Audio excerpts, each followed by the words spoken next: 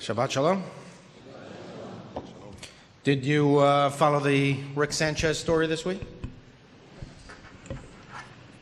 It's a case of this well-respected media personality, host of Rick's List, 2-hour CNN news program. It's in the afternoon, so those of you who have other things to do in the afternoon, you may not follow it. He was fired by CNN because of comments he made about comedian Jon Stewart and Stewart's Jewish background. He called Stewart a bigot, which is probably not the reason he got fired. And he then went on to say that CNN and all the other networks are run by the Jews. I'm telling you, he said, CNN is a lot like Stewart, and a lot of people who run all of the other networks are a lot like Stewart. And to imply that somehow they, the people in this country who are Jewish, are an oppressed minority, yeah, right. And that's what got him fired. Why always the Jews?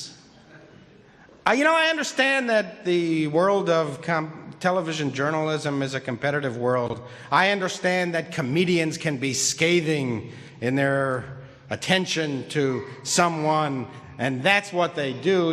That's their whole shtick, to attack other people. I understand that Jon Stewart especially can be extraordinarily cutting in his observations day after day, and if you're the subject of that, it might seem like Chinese water torture. And therefore, I understand why Rick Sanchez would have pent-up anger for Jon Stewart. Perhaps I might even have been able to write off Sanchez's characterization of Jon Stewart as a bigot as just part of the parry and thrusts of public personalities whose egos and competitive natures sometimes get the best of them. Who cares in the end?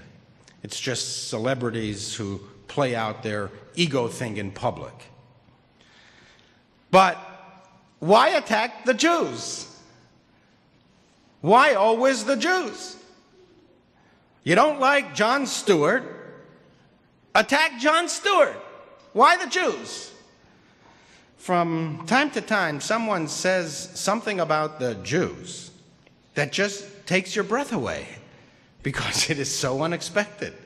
It's as if there's some bubbling volcano of resentment, hatred, or animus against the Jews that is impossible to contain, and sooner or later, in some unguarded moment, it explodes, spewing a river of molten and toxic prejudice.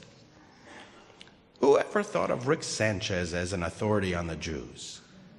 Who would have even made the connection between Rick's List and Rick's listlessness? Remember Helen Thomas, the dean of the White House press corps, who in her 90th year let slip her feelings to a rabbi who happened to bring his synagogue youth group to Washington, D.C., and happened to run into her and ask her about Israel. And she said all the Jews should just pick up and leave Palestine and go back to Europe or America or wherever. Where did that come from? From what dark place did this beast emerge? Why the Jews? Why always the Jews?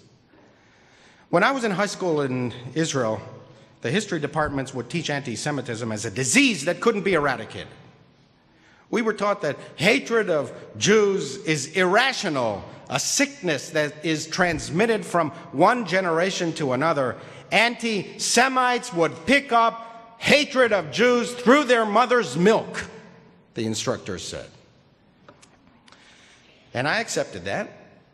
That's what we were taught, until I went to university and delved into the great rationalist thinkers of modern times. They believe that reason can solve anything. Most people are reasonable at their core, and if there is a misunderstanding, it is because of lack of information. And so for the next period of my life, the guiding principle was that ignorance is the problem, lack of knowledge is the problem, illiteracy is the problem, lack of exposure to others is the problem. Now, looking back at the last 35 years, I have much more sympathy with my high school teachers. What a deep and baffling mystery is this phenomenon of anti-Semitism. Helen Thomas and Rick Sanchez, they're not uneducated. They're not oblivious to the facts. They're not ignorant of current events. To the contrary, they make the news. They present the news. They deliver the facts. Fair and balanced. Didn't I hear that? Well, that's the other guys. They're worldwide leaders in news, the best political team in television. But as Jonathan Swift wrote, you cannot reason someone out of something that they haven't reasoned themselves into in the first place. The Rick Sanchez affair is, on the one hand, a minor blip. We will not remember it a year from now unless Jon Stewart reminds us time after time. But it is representative of a much more depressing reality. This disease is not eradicated anywhere in the world, including in the land of the free and the home of the brave. It's not the result of illiteracy or the consequence of ignorance. Surely Rick Sanchez knows that none of the executives at the news departments of CNN, Fox, MSNBC, ABC, CBS, or NBC News are Jewish. And even if they are, so what? Does that imply some kind of Jewish conspiracy? It's depressing because we see further evidence of how difficult it is to eradicate this disease. It always mutates. It always adapts to the times. It seeks respectability. If you get fired, it's because you make an anti-Semitic remark. But if you are only anti-Zionist, it's the fashion of the times. How perfectly sophisticated and tuned with high culture and soft prejudice. It's the kind of thing they like at the academia of Cambridge University and Oxford University and Berkeley. I'm not anti-Semitic, I'm only anti-Zionist. If Jews live by their separate traditions, they are the other. If they assimilate, it's even worse. Those Jews are hiding in plain sight. Darn Jews, always the enemy, always conspiring against us, always the reason for my own failure. It can't be me, it's gotta be them. In this week's Torah portion, we read of the well-known passage of the Tower of Babel. Somewhere in Babylonia, people got together to build a tower with its top in the sky. Come, let us make a name for ourselves, they said. They built the tower, but God destroyed it and scattered the people throughout the whole earth. And when they scattered from one place to the other, they spoke so many different languages that no one could understand each other. People often confuse the real intent of this passage. They assume that it is about our propensity to overreach and to try to seize powers that are beyond our reach. This then brought forth God's response of destroying the tower. But the key thought is not in the height of the tower. The key idea is expressed in the first verse of the story. Vayihi chol haaretz safa achat udvarim achadim. And all of the people spoke the same language and the same words. People's natural tendency is towards uniformity.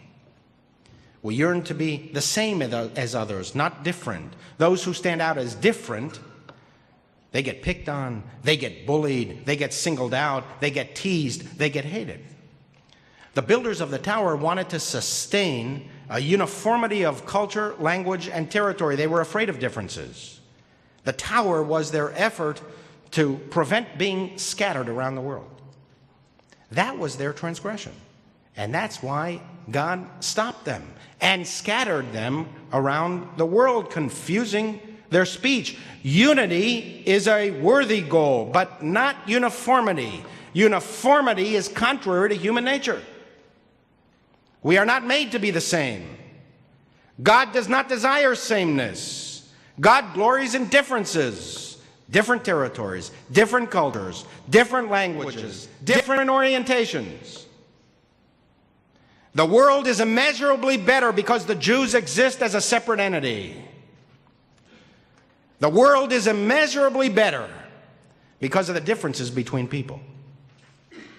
And thus the real lesson of the Tower of Babel passage is that we must work to tolerate and even glory in our differences. We need to make space for otherness. I've been thinking of Tyler Clementi all week. He was the Rutgers student who jumped to his death from the GW Bridge because his roommates and colleagues surreptitiously filmed and distributed a tape of his sexual contact with a gay partner. At times, our world is such a gloomy place. We are tempted to turn our backs on the whole darn enterprise. But we cannot, because this is our time. This is our world. And this world is our responsibility. Jews especially. We come from a tradition that hates oppression, hates injustice, hates homophobia, and hates xenophobia. We hate intolerance and racism because we have experienced these firsthand. The Bible tells us that the whole reason for the slavery in Egypt was to teach us to be more tolerant of others, to feel their pain, to empathize and sympathize with the other, and to rejoice in human differences. Jewish tradition describes how the builders constructed the Tower of Babel. As the tower rose to enormous heights,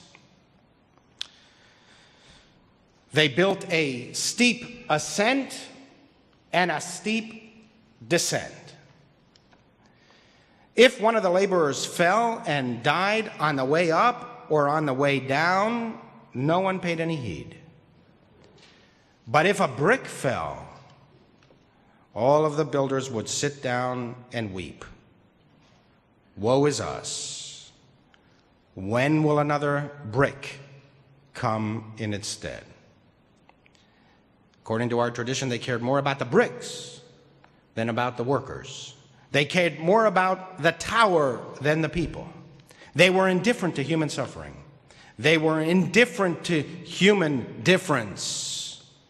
All individuality, all difference was devoured by the machine of human conformity.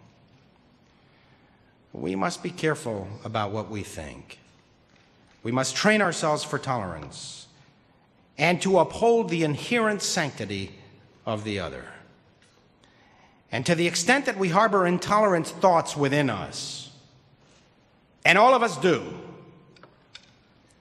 we should struggle to suppress the public articulation of this intolerance. We should struggle to suppress hate speech and intolerant speech. There is a difference between harboring intolerant thoughts and expressing intolerant thoughts. In the Bible, God zeroes in on the speech. God confounds the speech of the tower generation. There is enormous power in speech. The words of the Proverbs, there is death and life in the power of the tongue. Amen. Amen.